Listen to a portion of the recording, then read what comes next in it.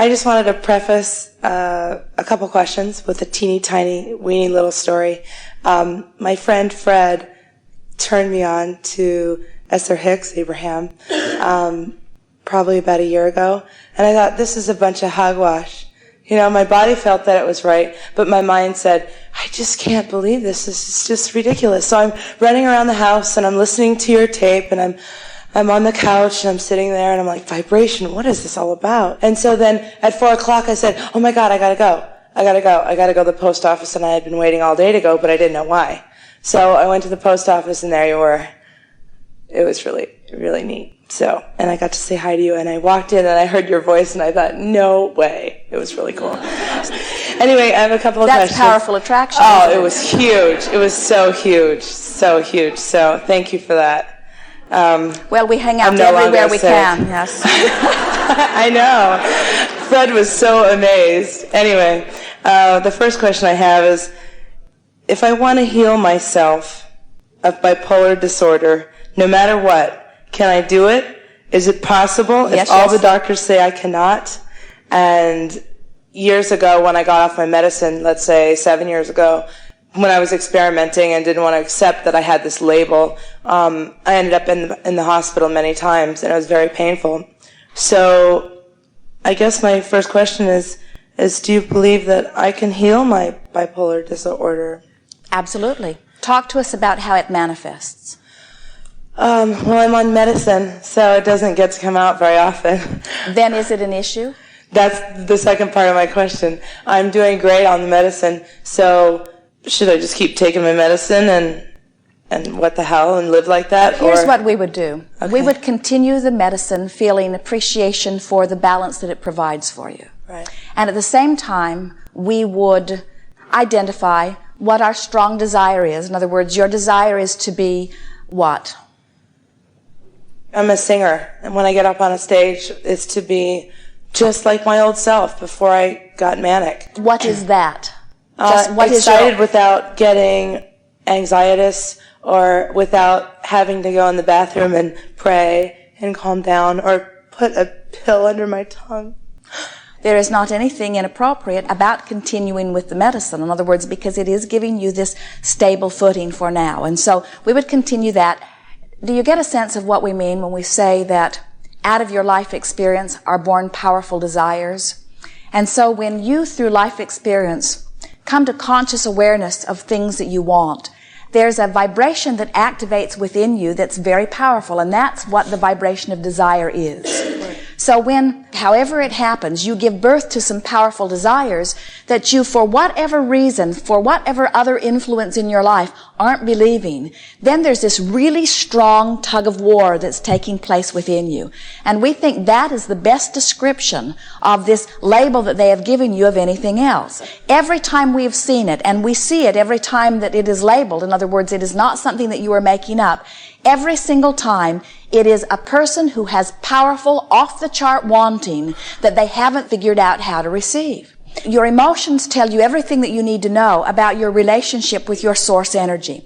And by that we mean, how much source energy am I pulling through me right now? Or another way of saying that is, how great is my desire? And as my desire is very powerful in pouring through me, how much of that am I allowing to pour through me, or how much of that am I not allowing to pour through me? If I didn't want very much, my resistance would be a non-issue. In other words, if you're going 2 miles an hour, it doesn't matter how many trees are in the way, you can guide around them. Yeah. But if you're going 200 miles an hour, the trees start to matter more.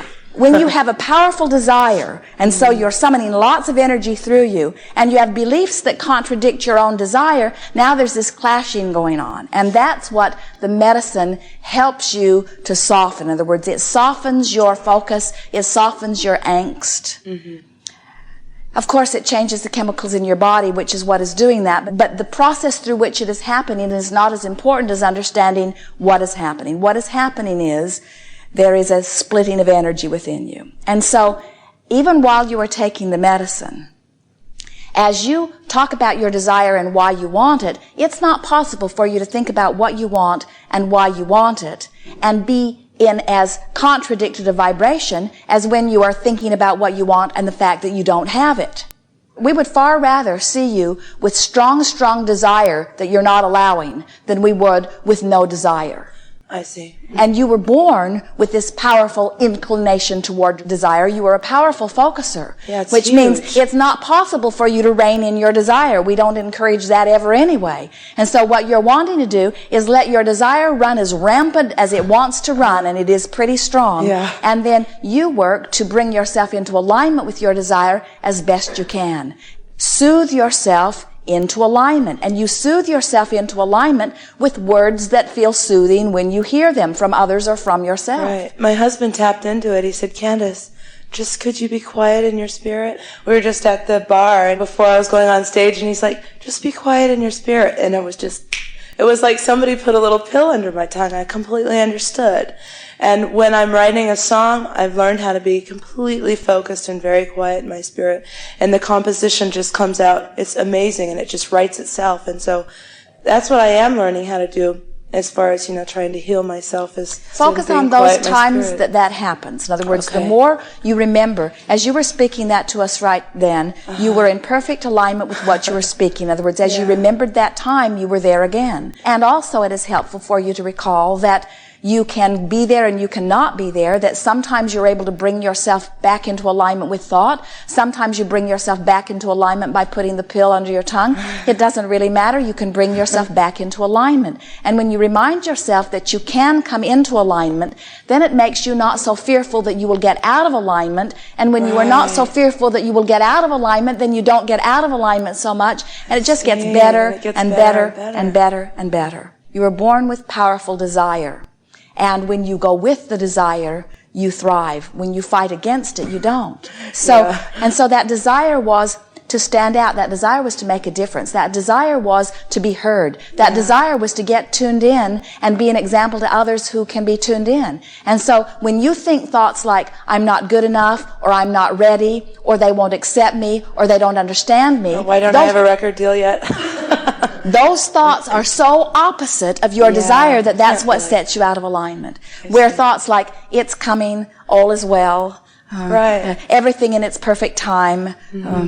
And if we were standing in your physical shoes, we would focus on the writing of the song, and we would let the universe take care of the aligning with the contracts. In other words, you get in that creative mode. It's always lovely to speak with someone who understands that creative mode because you know when you're there and you know when you're not. And when you're there, you're in that place of allowing. So what we'd like to say to you is you want to get into that place of allowing relative to your record contracts too.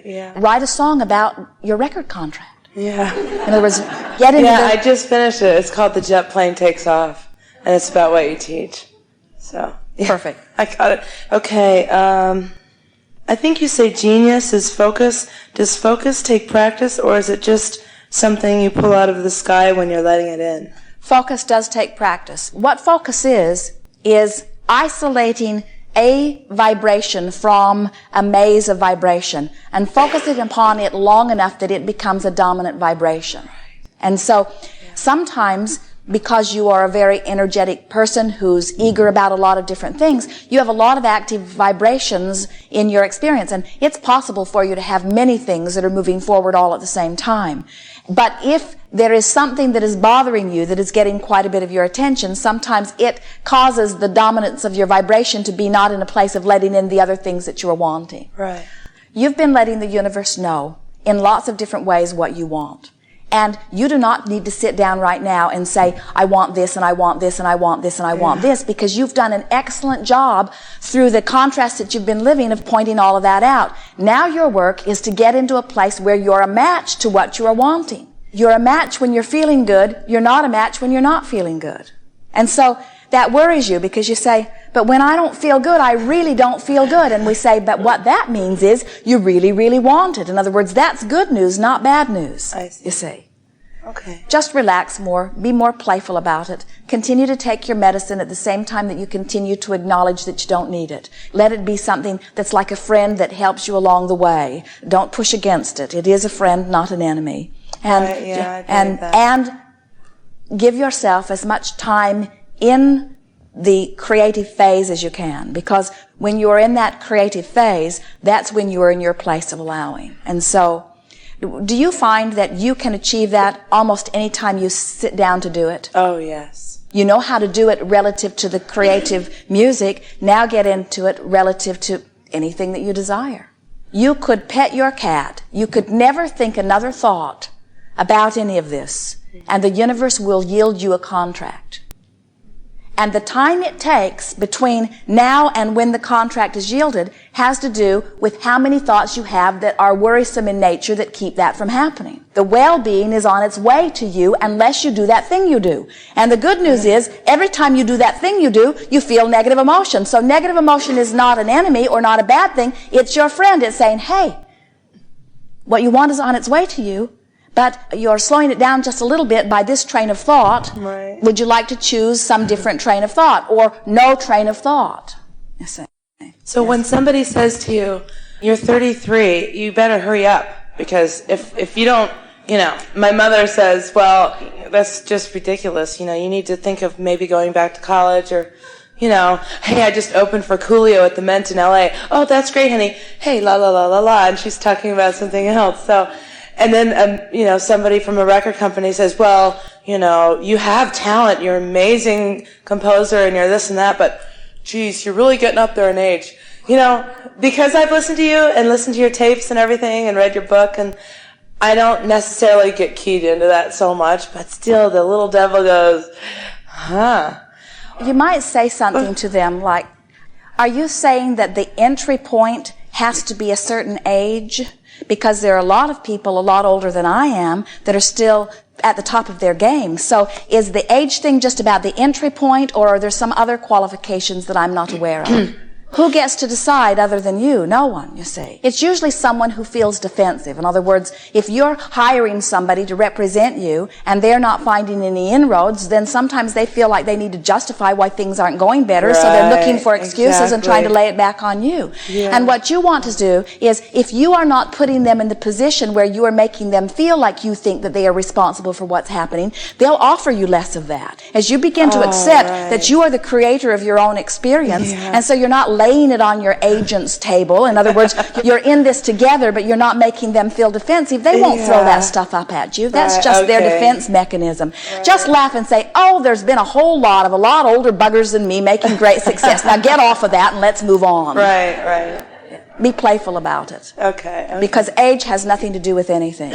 Everything is about vibrational alignment. What we notice as we watch you, as you are moving through time, all of you, as a mass consciousness, is that the majority of your desires are happening early on in your life. And if you are in a place where you can allow it, then much of your success comes very early in life. And there are people who will say, if your success does not come early, then it will not come. And the reason that they say that, from what they observe, is because mostly they're not really allowing themselves to want only when they are young. And usually by the time they are older, they've blocked off most of the allowing anyway. And so they're not wrong in their observation. In other words, that is the usual rule. But that is not who you are. In other words, you're going to keep wanting long into your 80s and 90s, and you're going to allow long. In other words, age is irrelevant. It doesn't have anything to do with it. And so if somebody says that to you and you want to be playful to them, just say, oh, I think that what you're getting at is that young people are usually more eager about things. But you'll never find anybody more eager than I am, say to them. That's right. Yes. Last one. Thank you very much for that. That made me feel very, very good. My friend, she doesn't drink alcohol. Most of the time when I've been around her, I wanted to really drink up. I don't know why. In the past, I've had a label as a rebellious spirit. Maybe that's why. But I don't understand why. Because usually when I'm around my other friends, we have a great time, and there's not that thing. But every time my girlfriend from AA comes down, I have to obliterate myself until I am sick the next day, and I'm looking like a jerk to her, and she thinks I need to go to AA. But when I'm around my other friends, I can have a great old time and have a couple drinks, and what is that? Law of attraction is a very powerful thing, isn't it? In other words, she has activated within herself, big time, a vibration of pushing against alcohol. Yeah. So when she comes close to you, she activates that vibration of pushing against within you too. It stirs up your defensiveness, and then you rebel. And I just want to,